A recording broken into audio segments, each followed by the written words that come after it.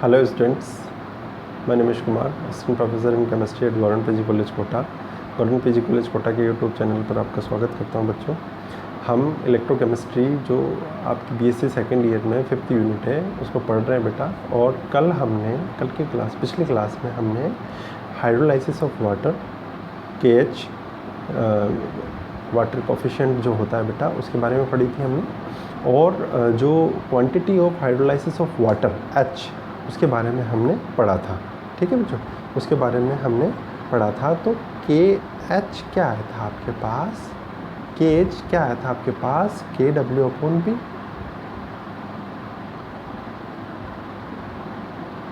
ठीक है बच्चों, KH जो हमारे पास था वो KW/KB आ गया था। और H हमारे पास आया था बेटा, क्या आया था H हमारे पास आ गया था बेटा under root KW/KB into C। ये हमारे पास पिछली क्लास में हमने इसके बारे में पढ़ा था। ठीक है बच्चों, अब आज हम जो वीक बेस और स्ट्रॉन्ग एसिड जिसका हम हाइड्रोलाइसिस पढ़ रहे हैं बच्चों, उसके बारे में उसकी पीएच कैसे ज्ञात करते हैं, उसकी पीएच कैसे ज्ञात कर रहे हैं उसके बारे में हम पढ़ेंगे। ठीक है बेटा, तो जो वीक बेस और स्ट्रॉन्ग एसिड यानी कि B+ और HOH, BOH और H+ में टूट गया। ये यहाँ पर देखें आप, ये और ये BOH और H+ के आयन की सांद्रता बढ़ती जाएगी। ठीक है, तो हम प्रारंभिक अवस्था में जैसा कि पिछले क्लास में हमने पढ़ा था B+ क्या है, 1 मोल है। और जो इससे बनने वाले BOH और H+ है वो 0 है। और एट इक्विलिब्रियम पर 1 - H हो जाएगा। H प्रोडक्ट के रूप में BOH बन गया B+ से और H+ बन गया इससे। अब बेटा पीएच ज्ञात करने के लिए हमें इसी इक्वेशन को सबसे इम्पोर्टेंट मानना है। इस इक्वेशन को इसलिए इम्पोर्टेंट मानना है क्योंकि हम जानते हैं pH बराबर -log of H+। ठीक है, -log of H+, ये होता है हमारे पास फॉर्मूला। अब H+ कहाँ आया, इस वाले इक्वेशन में H+ कहाँ आया बेटा, ये ध्यान रखें। ये वाला इस वाले इक्वेशन में जो हमारे पास इस वाले इक्वेशन में बेटा ये है हमारे पास, इस वाले इक्वेशन में ये H+ हमारे पास आ गया। ठीक है बच्चों, अब इसकी जो सांद्रता है वो Hc है, यहाँ पर देखो ये दिख रही है। तो H+ की कंसंट्रेशन Hc की फॉर्म में, H+ हम जानते हैं तो H की वैल्यू हम रख दें बेटा यहाँ पे, जो ये H+ बराबर Hc और H की वैल्यू मैंने बताई थी √KW/KB इंटू C। तो C से गुणा कर देते हैं, तो बेटा अंडर रूट के अंदर जब C जाएगा तो वो C² बन जाएगा, समझ लो। ठीक है, तो H+ की वैल्यू क्या आ जाएगी हमारे पास, √KW into C divided by KB, इस तरीके से आ जाएगी। अब हम बेटा इसमें दोनों तरफ, क्योंकि क्या होता है pH क्या होती है -log of H+, तो दोनों तरफ हम लोगरिथम ले लें बेटा इसका। तो log of H+ = log of √KW into C divided by KB। उसको हम खोल लेंगे बेटा, उसको देखो, उसको हम, ये आ गया हमारे पास H+ की वैल्यू के रूप में √KW into C divided by KB।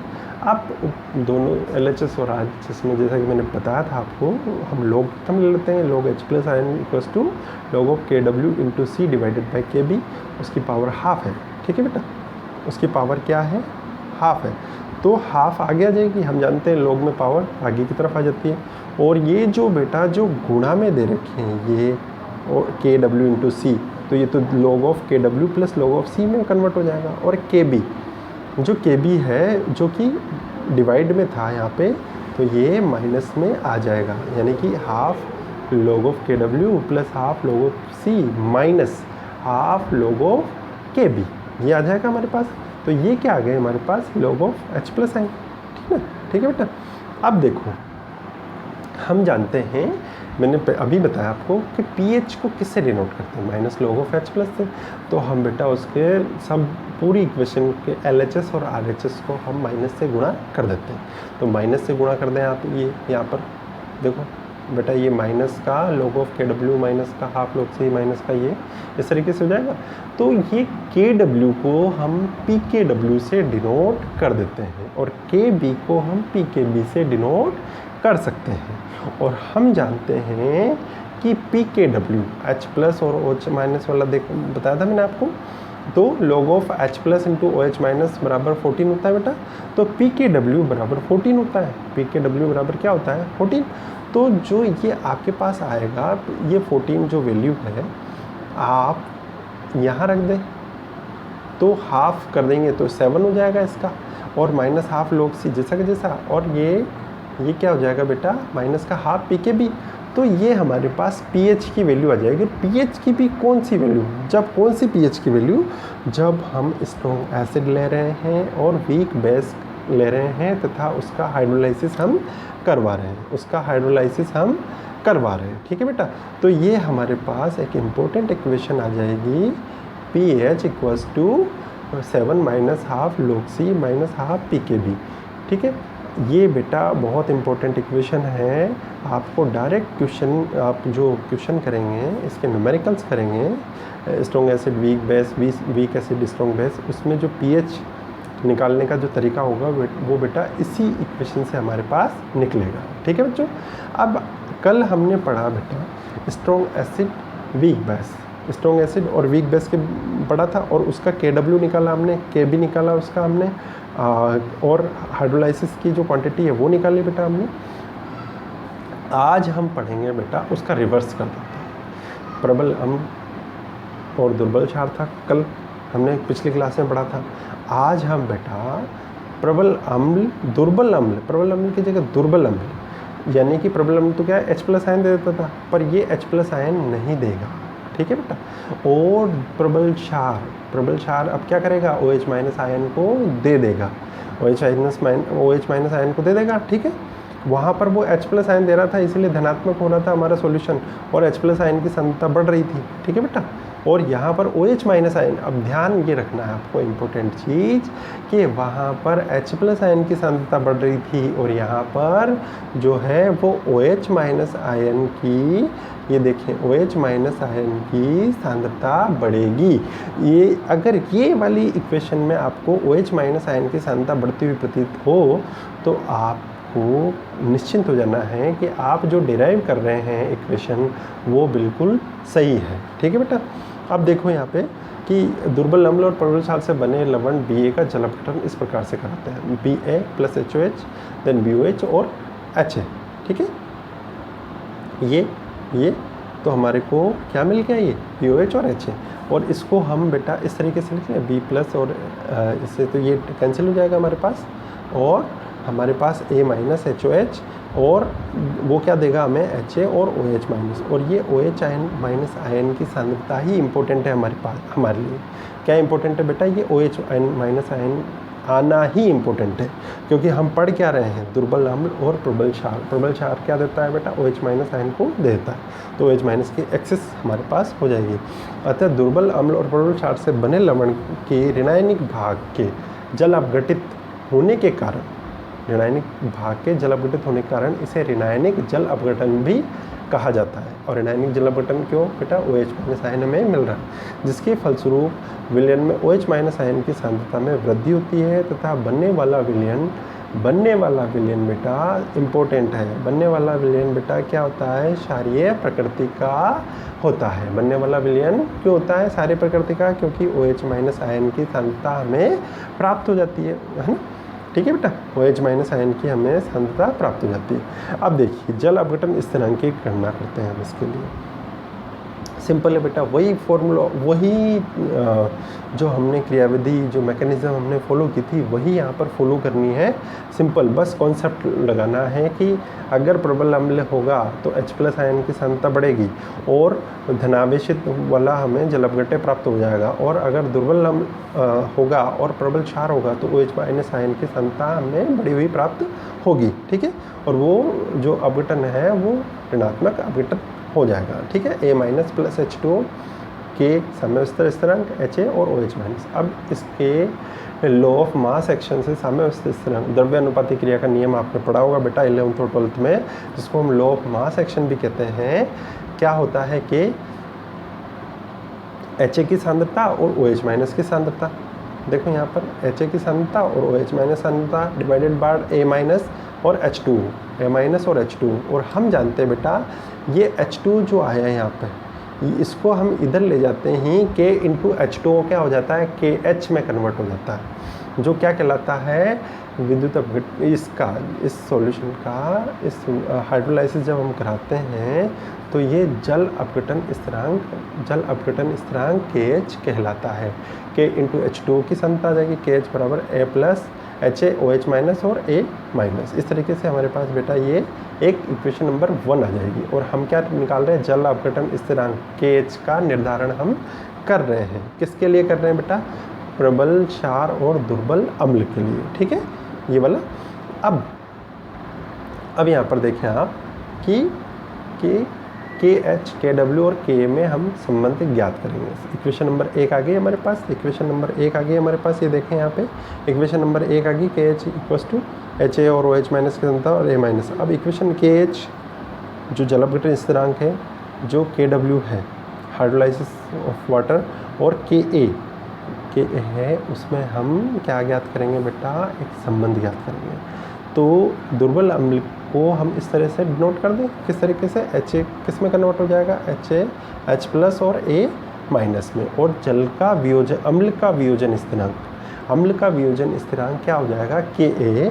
अम्ल का वियोजन स्थिरांक KA किसको, H plus OH minus, H plus A minus और HA प्लस, इससे डिनोट कर देंगे, इससे इसको डिनोट कर देंगे बेटा। देखो आप यहाँ पे, और जिसको हम क्या दे देंगे, समीकरण नंबर 2 दे देंगे, ये समीकरण नंबर हम 2 दे देंगे। अब देखो बेटा, जल का वियोजन निम्न प्रकार से प्रदर्शित करते हैं। वही सेम इक्वेशन चल रही है, वहाँ के भी निकाला था हमने, यहाँ पर के निकाला है, ठीक है। और जल का वियोजन वहाँ पर भी HOH कराया था, H प्लस और OH माइनस। तो इस जल का वियोजन कराने से हमारे पास क्या आ जाएगा बेटा, KW आ जाएगा। देखो नेक्स्ट स्लाइड में KW हमारे पास आ गया है कि ये H प्लस और OH माइनस आयन की सांद्रता के रूप हम KW को लिख लेते हैं। अब 3 डिवाइडेड बाई 2, वहाँ पर भी यही किया था हमने, प्रबल अम्ल और दुर्बल क्षार के लिए भी यही किया था। तो KW upon K equals to H plus और H प्लस की सांद्रता कट जाएगी यहाँ पे, H प्लस और H प्लस की सांद्रता, OH माइनस HA प्लस और A माइनस। और बेटा आप ये ध्यान रखें कि ये जो KW, ये KH आया है, ये वाला जो OH minus HA upon A minus, ये किससे, समीकरण 1 से बराबर है कि नहीं है, HA OH माइनस और A माइनस। ये समीकरण 1 यही बता रही है आपको। समीकरण 1 ये जब इनको डिवाइड, समीकरण 3 को समीकरण 2 से डिवाइड करने पर जो KW अपॉन K की वैल्यू आई, OH माइनस HA और डिवाइडेड बाय OH माइनस की सांद्रता, HA प्लस HA की सांद्रता और डिवाइडेड बाय A माइनस की सांद्रता जो हमारे पास आई है, वो हमें क्या दे रहा है बेटा, वो हमें दे रहा है KH, KW upon K equals to KH। इसको इक्वेशन नंबर 4 हम लिख देंगे।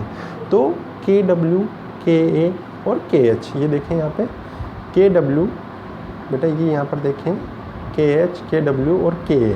और इसकी नेक्स्ट स्लाइड में आप देखें KW, KH और KA, यहाँ पर रिलेशन आ गया बेटा, इक्वेशन नंबर 4। ये इक्वेशन, तो ये एक इक्वेशन है, इसको इम्पोर्टेंट आपको मार्क अपने नोट्स में कर लेना है। अब बेटा हमारे पास KH की वैल्यू आ गई, जल अपघटन स्थिरांक आ गया। अब जब जल अपघटन की मात्रा का निर्धारण हमें करना है, अब जल अपघटन की मात्रा का निर्धारण हमें करना है, तो हमें बेटा एक चीज़ हमेशा ध्यान रखनी है कि हम जल अपघटन किसका करा रहे हैं, दुर्बल अम्ल और प्रबल क्षार, यानी कि वीक एसिड और स्ट्रॉन्ग बेस का हम जल अपघटन करा रहे हैं, उसी का करा रहे हैं। तो उसी को माना कि दुर्बल अम्ल और प्रबल क्षार से बने लवण के ऋणायनिक जल अपघटन यानी कि OH माइनस की सांद्रता बढ़ रही थी वहाँ पे, ठीक है बच्चों, को निम्न प्रकार प्रदर्शित A माइनस HOH। और यहाँ से देखो ये बेटा, ये वाले आ गए आपके पास, ए माइनस HOH, तो HA और OH माइनस, और ये OH माइनस बच रहा है, इसीलिए बेटा ये क्या है, ऋणायनिक जल अपघटन कहला रहा है। ठीक है, मैंने आगे बताया था आपको। वही प्रारंभ में 1 मोल है और HA और OH माइनस की क्या है, 0 मोल है। फिर हम जब इसको साम्य अवस्था पे लेंगे तो 1 माइनस H मोल किस में कन्वर्ट हो जाएंगे बेटा, HA में और OH माइनस में, A माइनस के, तो 1 माइनस H, और इसको साम्यता पे ले लें HC पे, तो वही KH निकालें हम। इसको KH नहीं, ये K है बेटा ये, ठीक है, इसको KH देखें आप, ये KH हम निकाल रहे हैं HOH, इसी से बेटा, इसी से निकलेगा ये। यहाँ पर ये वाली सांद्रता और ये वाली सांद्रता को ऊपर ले जाए और A माइनस की सांद्रता को नीचे ले आए, HC इंटू 1 माइनस H, आगे चले बेटा। तो अब वही वाली कंडीशन आ गई हमारे पास। कौन सी कंडीशन आ गई हमारे पास बेटा, कौन सी कंडीशन आ गई हमारे पास कि KH बराबर H²C/1 माइनस H, KH बराबर H²C/1 माइनस H वाली कंडीशन हमारे पास आ गई। ठीक है, KH, और हमें क्या ज्ञात करना है, देखो यहाँ पर अच्छे से, हमें क्या ज्ञात करना है बेटा, हमें क्या ज्ञात करना है H, क्योंकि KH हम पहले ही निकाल चुके हैं। KH हम पहले ही निकाल चुके, KW K और KH में रिलेशन हम पहले से ज्ञात कर चुके हैं बेटा, KW K और KH में हम पहले से रिलेशन ज्ञात कर रहे हैं। अब इस KH की जो वैल्यू आई है हमारे पास, उससे हमें हाइड्रोलाइसिस की मात्रा ज्ञात करनी है, यानी कि हमें जो है वो H ज्ञात करना है। क्या ज्ञात करना है बेटा, जो हमें है वो H ज्ञात करना है, और वो इस रामबाण इक्वेशन से हमारे पास आ जाएगा। यदि, अब ध्यान रखना है कि हाइड्रोलाइसिस की मात्रा, हाइड्रोलाइसिस जो हो रहा है हमारा दुर्बल अम्ल और प्रबल क्षार का, वो बहुत कम हो रहा, बहुत कम हो, तो वो 1 की तुलना में उसको नगण्य मान लें बेटा। 1 की तुलना में देखो यहाँ पर, तो 1 माइनस H बराबर ये आपके लगभग बराबर 1 के बराबर हो जाएगा। ठीक है, तो जो ये वाली ऊपर एक इक्वेशन है आपके पास, ये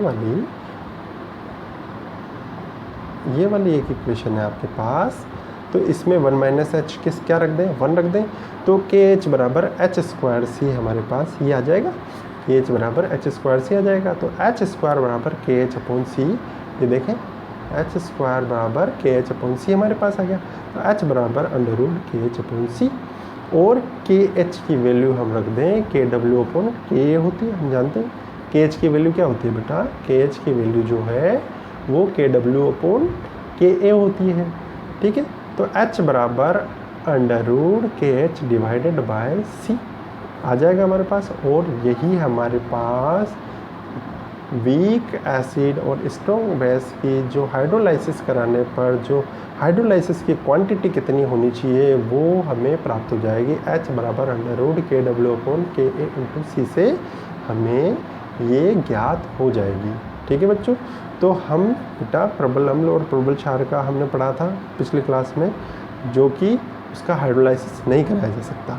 फिर हमने प्रबल अम्ल और दुर्बल क्षार पढ़ा, उसका हाइड्रोलाइसिस करवाया, उसके लिए हमने KH की वैल्यू ज्ञात की, और उसके लिए हमने क्वांटिटी ऑफ हाइड्रोलाइसिस ज्ञात किया। इसी तरह से हमने फिर स्ट्रॉन्ग एसिड की जगह वीक एसिड लिया, और स्ट्रॉन्ग बेस की जगह वीक बेस की जगह स्ट्रॉन्ग बेस ले लिया, और उसका हाइड्रोलाइसिस कराया। तो उससे हमारे पास उससे हमने KH की वैल्यू निकाली जो कि KW/Ka आया, और हाइड्रोलाइसिस की वैल्यू निकाली जो कि क्वांटिटी ऑफ हाइड्रोलाइसिस निकाली जो कि √KW/Ka/C आ गया। ठीक है बच्चों, आज की क्लास में इतना ही। Thank you so much.